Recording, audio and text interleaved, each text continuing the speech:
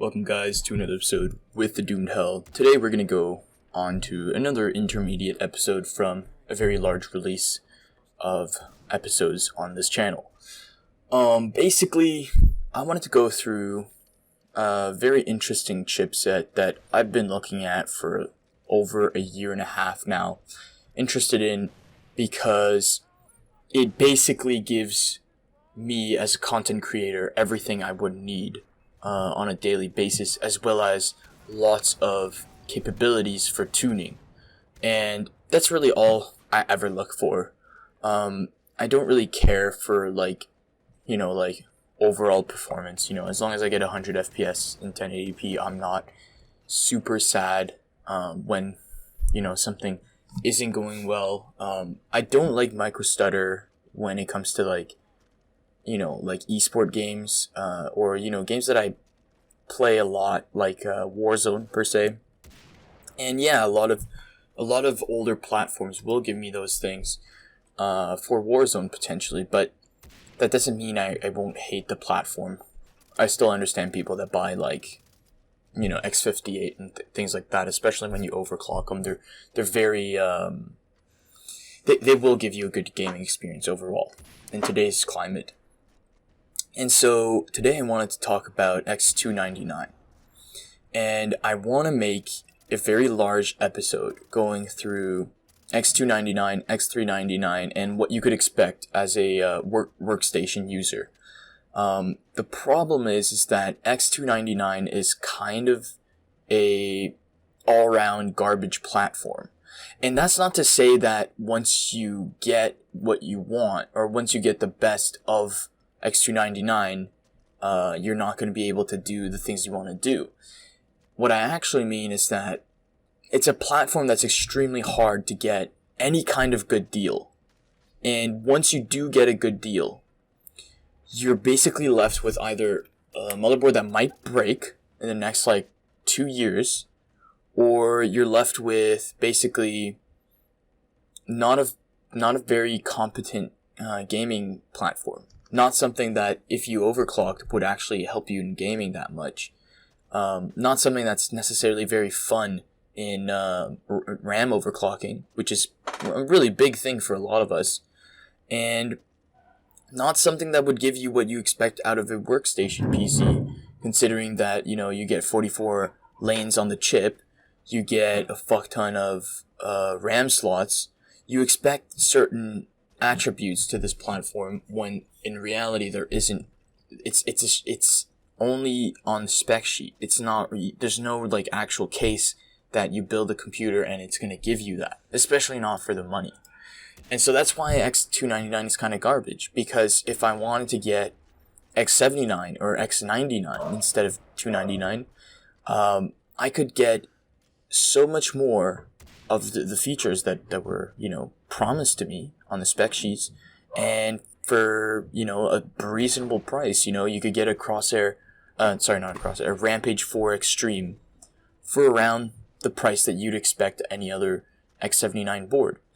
And for one thing, it might be because X299 is still pretty new, which means that people that have been using X299, well, they don't have anything to upgrade to, especially not your high-end X299 boards.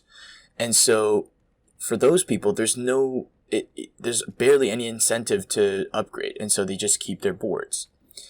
For another thing, however, X299 had a specific set of problems on their original release boards, which only came to my attention in the last 3-4 days.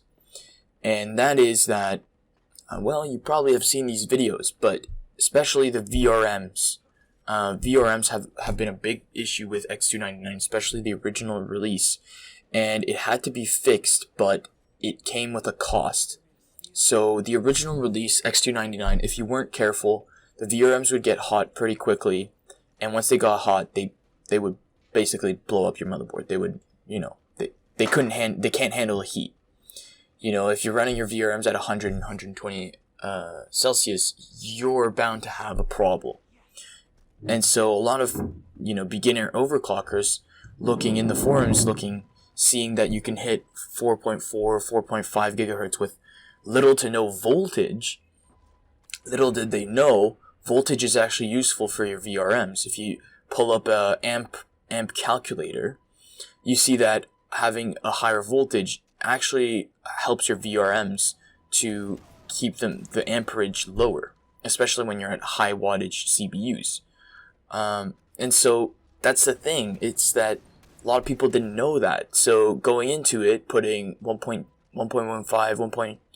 1.2 volts in your CPU and seeing that you're getting, 4.5 gigahertz, it's quite a good feeling.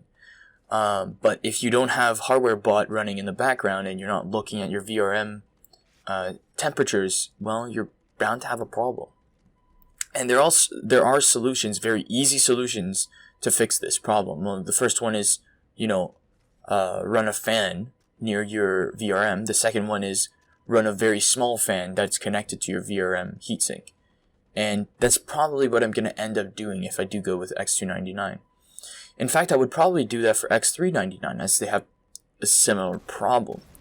But I think the biggest thing is that Intel kind of lied to these manufacturers, telling them that they could basically use, well, this is what I assume, I'm not quite sure if it actually happened, but they basically lied to them, telling them that they could use older generation VRMs such as X79 and X99. And that just wasn't the case, especially that you have twice the cores on X299 that are overclockable. And so when looking at that problem, you might say, well, what if we look at the second generation X299?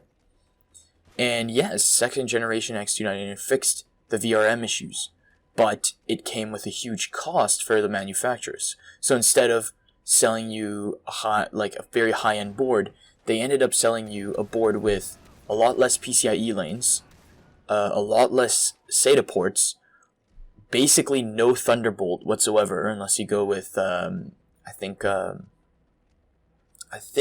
Gigabyte had one board that had a Thunderbolt header, and that's like one of the most expensive X299 boards.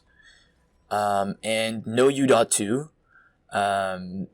basically no SLI whatsoever, and it was just, it was a board that was modernized in the wrong ways.